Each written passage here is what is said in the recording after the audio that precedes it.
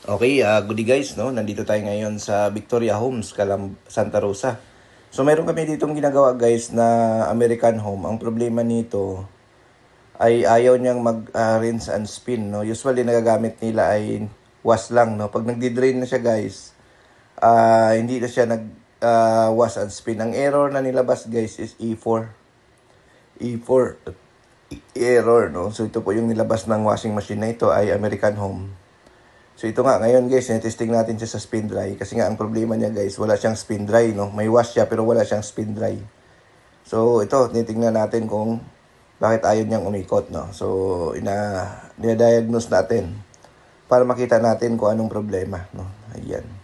So, mga gusto pala ng tutorial about washing machine, bisitahin nyo lang guys yung ating YouTube channel, Nurture TV, no? Para kung gusto nyo maraming video, no? Mayroon na tayong almost 1,000 videos tutorial na sa YouTube po, no? So, Nurture TV yung pangalan. So, dito nga guys, binuksan namin ito yung likod. So, tingnan natin. So, ayaw niya talaga mag-spin guys. So, ang gagawin natin, palitan namin siya ng sensor. So, ang sensor na ipalit natin guys, pang LG, no?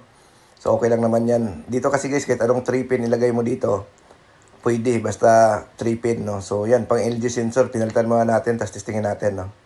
Lagay natin siya sa spin, tingnan natin kung mag-okay, no? So, ang error niya guys, E4 error, no? Para naman magkaroon kayo ng idea pag na-encounter nyo ito, no? Yung ganitong problema, no? So, ilagay ulit natin sa spin, no? Tingnan natin kung mag-iikot siya. Yan. So, tingnan natin guys kung mag-spin, no? So, kung mag-spin siya, ibig sabihin, sensor ang problema, no? Kaya kung bagong technician ka, dapat may baon ka laging sensor, no? May 2-pin, may 3-pin ka dapat, no? Nabdala-dala pag nagtutrouble para hindi ka na matagalan. Kasi nga, kung mag-check-check ka pa ng resistance ng sensor, maliligaw ka sa troubleshooting, no? Kasi minsan, merong mga good resistance na sira ang mechanical, hindi gumagana. So, ayan guys, antayin natin kung iikot siya, no? So, antayin lang natin, buwaba siya ng 3, no? So, kanina kasi, ang tagal na namin inaantay, sa 4 siya, steady siya sa 4. Ayun niya talagang bumaba, no? Pagka-antayin mo pa ng matagal, doon na siya lumalabas yung A4, no? So, ito guys, ayan. Antayin lang natin umiikot, tingnan natin. So, antayin lang natin guys, kasi may delay talaga ito, no? Hindi siya agad-agad iikot yung mga American home. So, mga 1 to 2 minutes pa yan bago yung ikot niya. So, yan guys. So, yun, no? So, okay na to guys, no? Testing namin. Umikot na siya. So, ilagay natin siya sa wash. So, yan. Inayos na natin. Pinax lang natin guys, no? Para sigurado. So, ilagay mo natin siya sa wash para makita natin at saka i-drain natin.